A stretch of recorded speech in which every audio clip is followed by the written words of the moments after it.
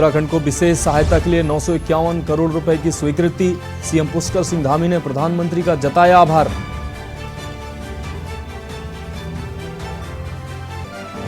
मुख्यमंत्री पुष्कर सिंह धामी की एक और बड़ी कार्रवाई। उद्यान विभाग निदेशक डॉक्टर हरविंदर ववेजा सस्पेंड। जांच के लिए गृह विभाग ने एसआईटी गठित की। बागेश्वर उपचुनाव को लेकर बीजेपी की तैयारी तेज। वीएल संतोष के साथ उपचुनाव पर हुई चर्चा। विधानसभा बागेश्वर सीट पर जल्द ही उपचुनाव होंगे। जोशीमठ के बाद अब मसूरी पर संकट। एनजीटी ने पर्यटकों की संख्या कंट्रोल करने की सिफारिश की। जल्द आ सकता है अल्टीमेटम। प्रदेश भर में भारी बारिश का येलो अलर्ट। अगले 3 दिन भी बिगड़ा रहेगा मौसम। यात्रियों से सुरक्षित स्थान पर रहने की अपील। और हिमालयन सांस्कृतिक केंद्र का अब आमजन उठा सकेंगे लाभ। संग्रहालय में हर बुधवार को मिलेगा निःशुल्क प्रवेश।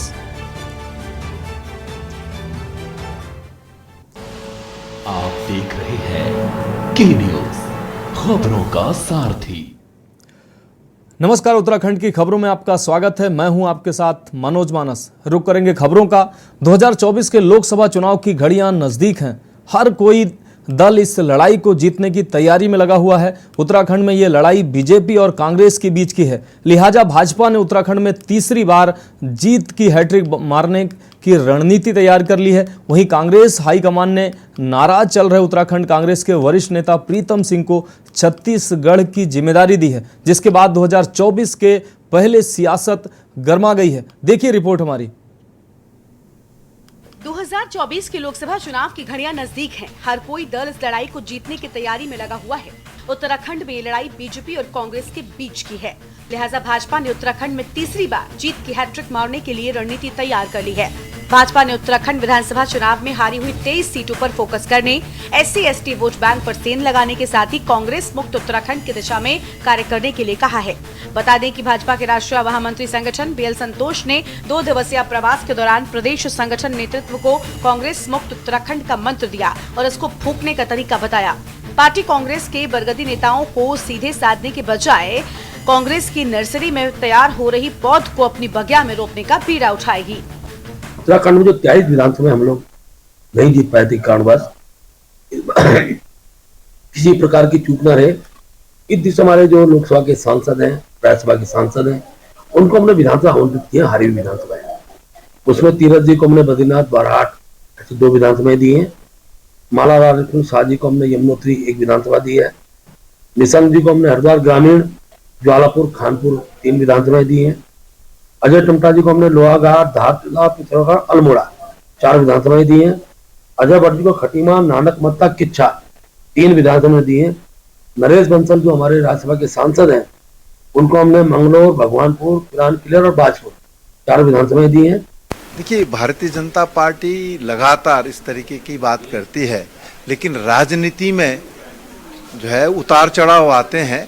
लेकिन ये कहना कि साहब कांग्रेस मुक्त भारत होगा, तो ये भारतीय जनता पार्टी की सोच को जो है प्रदर्शित करता है। जनता की पार्टी क्या कहती है वो कहती रहती है, लेकिन कांग्रेस लोकतंत्र में आस्था रखती है, विश्वास रखती है और पक्ष और विपक्ष में विश्वास रखती है। एक तरफ जहां भाजपा कांग्रेस मुक्त का सपना देख रही है, तो वहीं दूसरी ओर कांग्रेस ने 5 राज्यों में होने वाले चुनाव की तैयारियां तेज करते हुए ऑब्जर्व किए नियुक्त। कांग्रेस हाईकमान से नाराज चल रहे उत्तराखंड कांग्रेस के वरिष्ठ नेता प्रीतम सिंह को छत्तीसगढ़ की जिम्मेदारी दी है। प्रीतम सिंह को पार्टी ने सीनियर ऑब्जर्वर बनाया है। वहीं कांग्रेस का कहना है कि जनता इस बार भाजपा को चुनाव में सबक सिखाने जा रही है। हालांकि भाजपा का कहना है कि कांग्रेस हाईकमान ने उत्तराखंड कांग्रेस नेताओं में चल रही गुटबाजी को खत्म करने के लिए प्रीतम सिंह को छत्तीसगढ़ की जिम्मेदारी दी है, जिससे वो प्रदेश की राजनीति से दूर रहें।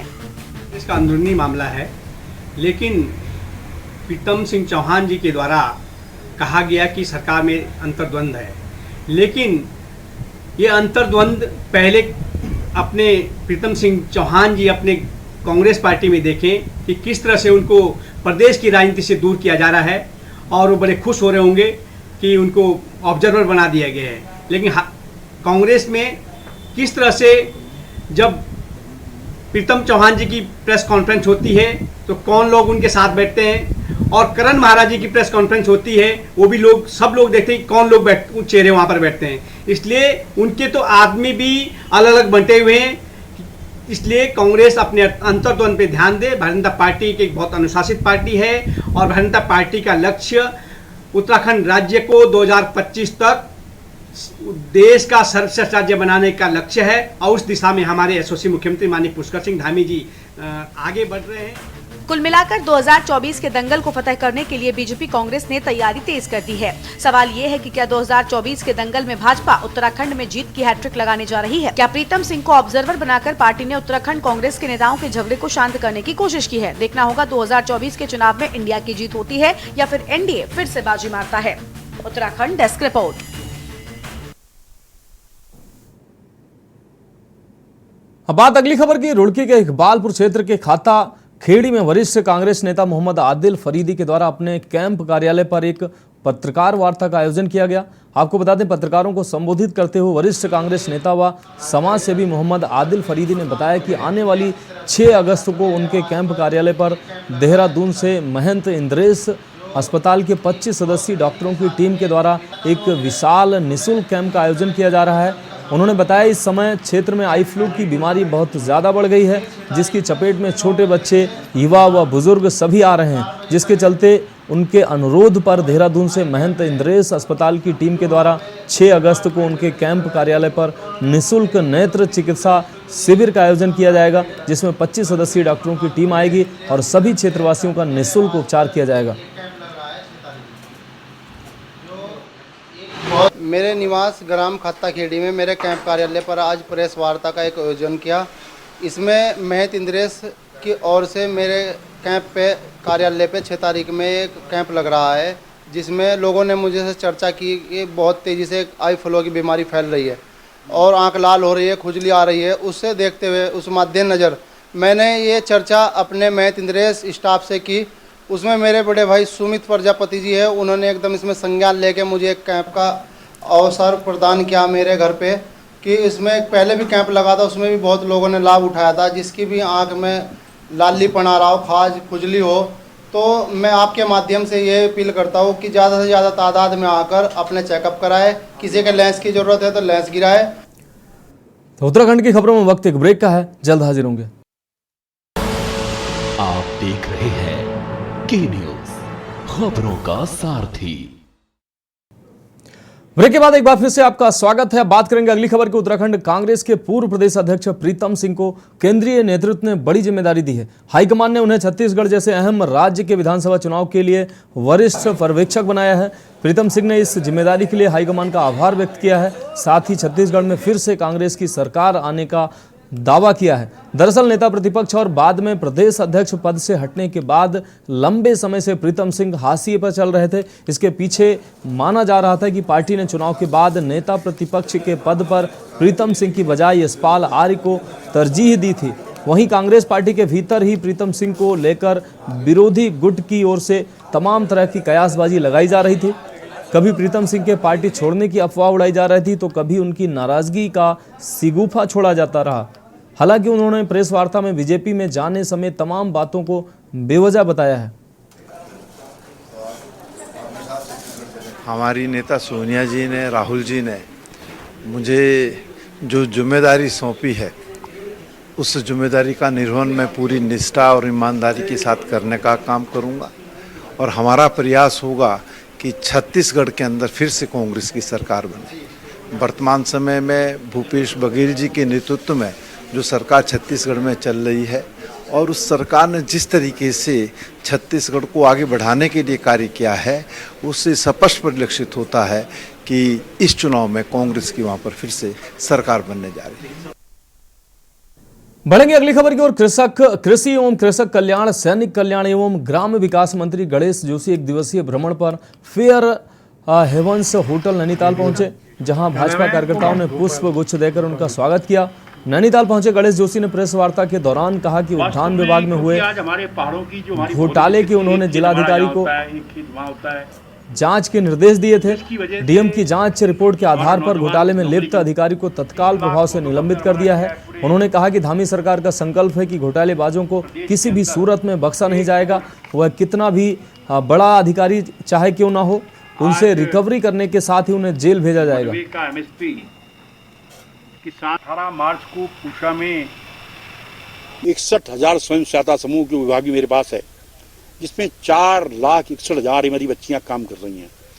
हमने कहा कि हमारी समूह की बहनें किसान से उसके घर में जाकर मडुआ खरीदेंगी, एमएसपी पर खरीदेंगी। उसके दो फायदे होंगे। हम उसके लिए उनको 1.5 रुपये किलो इंसेंटिव देंगे उस बहन को। एक तो किसान को उसके उत्पाद का सही दाम मिलेगा। दूसरा, जो हमारी सरकार का, पुष्कर सिंह धामी सरकार का संकल्प है कि 2025 में जब हमारा राज्य 25 साल का होगा, 1.25 लाख बहनों को हम लखपति दीदी बनाएंगे, वो भी साकार होगा। बढ़ेंगे अगली खबर की ओर। लक्सर तहसील में जमीनों के दाखिल खारिज नहीं हो रहे हैं। इसकी 3,000 से ज्यादा फाइलें आरके कार्यालय में लंबित हैं। लक्सर के वकीलों ने एसडीएम से मुलाकात की और इस पर नाराजगी जताते हुए आंदोलन की भी चेतावनी दी है। एसडीएम ने सोमवार से दाखिल खारिज शुरू करने के निर्देश तहसीलदार को दिए हैं। कहा है कि तहसील में दाखिल खारिज की 2,000 से ज़्यादा फाइलें लंबित हैं। इससे किसानों को बैंक क्रेडिट कार्ड बनवाने में, सहकारी समिति या गन्ना समिति से खाद बीज लेने में, गन्ने का रकबा बढ़वाने और कोर्ट से किसी की जमानत लेने में परेशानी हो रही है। उन्होंने चेतावनी दी कि 10 अगस्त तक दाखिल खारिज शुरू नहीं हुए तो वकील तहसील मुख्यालय पर आंदोलन करेंगे। पहले रजिस्ट्रार कानूनगो लंबी हड़ताल पर रहे, इसके बाद प्रशासन 2 महीने से आपदा राहत में लगा रहा। इससे दाखिल खारिज की प्रक्रिया बाधित हुई है। अगले सोमवार से प्रक्रिया शुरू करने और पुरानी पेंडेंसी निपटाने के निर्देश तहसीलदार को दिए गए हैं।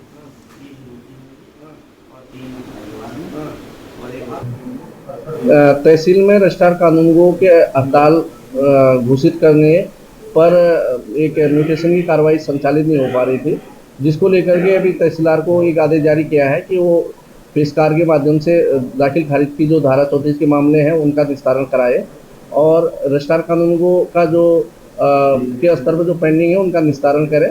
देखिए, म्यूटेशन की जो प्रक्रिया है वो रूटीन में चलनी चाहिए और यहाँ पेंडेंसी बहुत ज्यादा है। पब्लिकली बहुत परेशान है लोग बाग और हम लोग भी परेशान है। इसके लिए पब्लिक हमें कहती है, हम पब्लिक को क्या जवाब दें। अभी हमारी एसडीएम साहब से वार्ता हुई है, तहसीलदार भी थे, तहसीलदार साहब भी थे। अभी उन्होंने दिया है हमें 4-5 दिन का टाइम दिया है कि इस बीच में हम व्यवस्था कोई ना कोई बना दें। खरीद की मांग थी, वो उसमें पेंडेंसी हो रही कम से कम 6-7 हजार और इन्होंने आज हड़ताल कर रखी है, जबकि हमने एसडीएम साहब ने आदेश कर दिए कि दाखिल खारिज फिर से शुरू कर दिए जाए अलग से तहसीलदार के माध्यम से। अब बात अगली खबर काशीपुर के रामलीला मैदान के सभागार में जिलाधिकारी उदय राज सिंह की अध्यक्षता में तहसील दिवस का आयोजन किया गया, जिसमें तहसील स्तर की समस्याओं को लोगों ने डीएम के समक्ष रखा। जिलाधिकारी उदय राज सिंह ने समस्याओं को गंभीरता से लेते हुए संबंधित अधिकारियों को शीघ्र समाधान करने को निर्देशित किया। आपको बता दें कि पिछले लंबे समय से तहसील स्तर की समस्याओं को लेकर लोग काफ़ी परेशान हैं, जिसकी लोगों की शिकायत समय समय पर जिलाधिकारी के पास पहुंच रही थी। इसके मद्देनज़र आज तहसील दिवस में विद्युत विभाग, पूर्ति विभाग, जल निगम, लोक निर्माण विभाग, नगर निगम, चिकित्सा विभाग, आंगनबाड़ी, अग्निशमन विभाग, ब्लॉक विभाग सहित तमाम सरकारी विभागों के अधिकारियों की मौजूदगी में तहसील दिवस का आयोजन हुआ, जहां सैकड़ों लोगों ने अपने प्रार्थना पत्र के साथ अपनी शिकायतों को उठाया। इस दौरान जिलाधिकारी ने तहसील दिवस में लगे स्टॉलों में घूमकर स्टॉल कर्मचारियों से विभागीय जानकारी लेते हुए बारीकी से जायजा लिया और तहसील से संबंधित समस्याओं का निस्तारण करने संबंधित अधिकारियों को निर्देश दिए।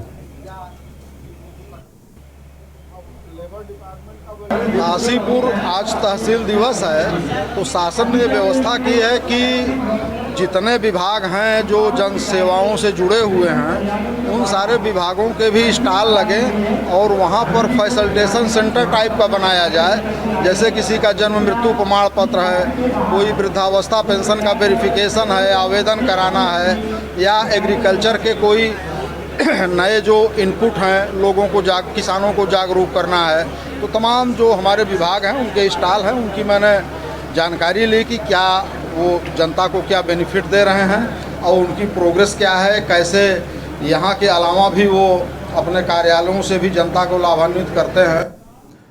उत्तराखंड की खबरों में वक्त एक और ब्रेक का है। जल्द हाजिर होंगे कुछ अहम खबरों के साथ। देख रहे हैं के न्यूज, खबरों का सारथी। ब्रेक के बाद उत्तराखंड की खबरों में एक बार फिर से आपका स्वागत है। बढ़ेंगे अगली खबर की ओर। रुड़की के रामपुर चुंगी पर स्थानीय निवासियों ने सड़कों पर गहरे गड्ढों को लेकर हो रही समस्या के चलते एक दिवसीय धरना देकर जनप्रतिनिधियों के खिलाफ रोष प्रकट किया है। इस दौरान लोगों ने स्थानीय विधायक प्रदीप बत्रा और सांसद हरिद्वार रमेश पोखरियाल निशंक के खिलाफ भी जमकर नारेबाजी की है। स्थानीय लोगों के द्वारा सड़क पर ही टेंट लगाकर अपना धरना प्रदर्शन दिया गया और आरोप लगाया गया कि जनप्रतिनिधियों के द्वारा एक समुदाय की उपेक्षा कर यहाँ कार्य नहीं कराए जा रहे हैं। लोगों का आरोप था कि कुछ समय पहले भारी बारिश होने के कारण इस क्षेत्र में 5 से 6 फुट तक पानी भरा हुआ था।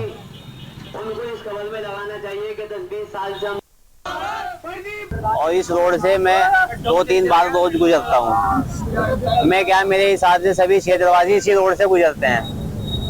जितने भी क्षेत्रवासी हैं हमारे लिए, सबके लिए मेन रोड है, लेकिन हम 10-15 साल से इसी हालत में इसी रोड से गुजरते हैं। मजबूरी में दूसरे रोड से भी गुजर जाते हैं। तो भाइयों, हमारे साथ जो भेदभाव किया जा रहा है, जितने भी अधिकारी हैं, जितने भी यहाँ जनप्रतिनिधि हैं, सबकी नज़र में ये बात किसी न किसी माध्यम से पहुँचती है। आज एक दिवसीय धरना था रामपुर की चुंगी से लेकर और मच्छी मोहल्ले चौक तो जो सड़क टूटी हुई है, सड़क तो रही नहीं, गड्ढे हैं, वो बहुत बड़े बड़े गड्ढे हैं। और सब्जी मंडी यहाँ है, आवाजाही बहुत बड़ी आवाजाही यहाँ पे, हर समुदाय का लोग यहाँ को जाते हैं। तो बहुत लोग चोटिल भी हो चुके हैं। तो आज इस समस्या को लेकर एक धरना हमने, एक दिवसीय धरना हमने दिया है।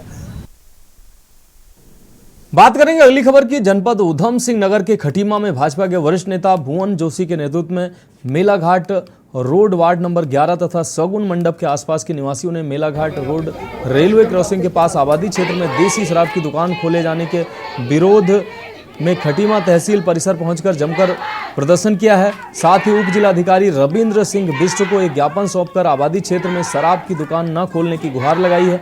इस दौरान महिलाओं ने भी शराब की दुकान का जमकर विरोध किया है। वहीं रेलवे क्रॉसिंग कभी कभी बंद होने से जाम की स्थिति भी उत्पन्न हो जाती है, जिससे काफ़ी अव्यवस्था की संभावना हो सकती है। इसलिए भाजपा कार्यकर्ताओं तथा मोहल्ले वासियों ने एक ज्ञापन सौंपकर सुरक्षा एवं शांति व्यवस्था के दृष्टिगत आबादी क्षेत्र में शराब की दुकान न खोलने की गुहार लगाई है।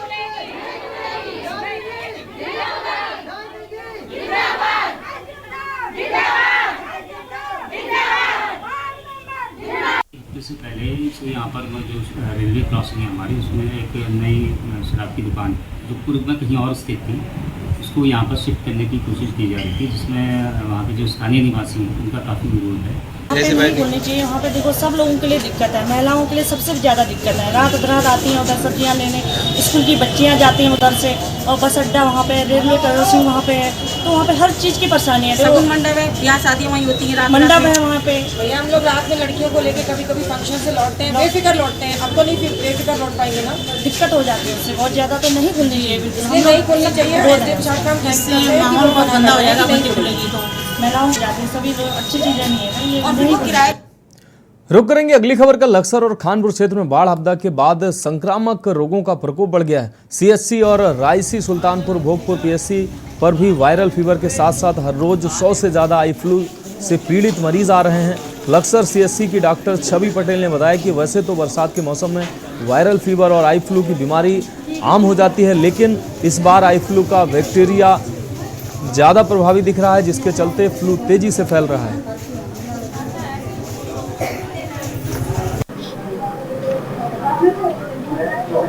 हाँ, ये तो देखा गया है कि पिछले 3 से 4 दिनों में सैटरडे से अभी तक में काफी राइज हुआ है आई फ्लू का या कंजक्टिवाइटिस का, जिसको हम मेडिकल टर्म्स में बोलते हैं। और अभी आज की सिचुएशन में समझ लीजिए कि करीब जो पेशेंट आ रहे हैं उसमें से 15 से 20% पेशेंट आई फ्लू के आ रहे हैं। और मोस्ट कारण जो है, मोस्टली जो है, जो वेदर है, ह्यूमिडिटी है, इसमें गर्मी भी है और मॉइस्चर का भी कंटेंट है। तो ये सब चीजें बैक्टीरिया को ग्रो करने में बहुत हेल्प करती हैं।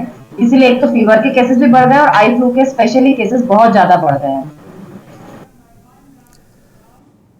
तो उत्तराखंड की खबरों में अभी के लिए इतना ही। मुझे दीजिए इजाजत और आगे आप देखिए के न्यूज इंडिया का विशेष कार्यक्रम मंथन हमारे प्रधान संपादक दुर्गेंद्र चौहान जी के साथ। आप देख रहे हैं के न्यूज, खबरों का सारथी।